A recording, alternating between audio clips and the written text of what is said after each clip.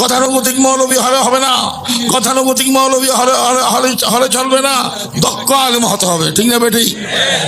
আপনারা আমাদের আশার আলো, আমরা চলে যাব এই উলুমুল নবুওয়াতের খেদমত, আল্লাহর জমিনে আল্লাহর দ্বীন কায়েম করার জন্য। এই মেহনত আপনাদেরই করতে হবে। আপনারা দক্ষ আলেম হয়ে বের হবেন, আপনারা আলেমের রব্বানি হয়ে বের হবেন, আপনারা দাঈ ইলাল্লাহ হয়ে বের হবেন, আপনারা মুজাহিদ ফি সাবিলিল্লাহ হয়ে বের হবেন।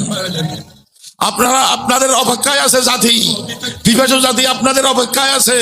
পিপাসু জাতির পিপাসা আপনারা নিবারণ করবেন।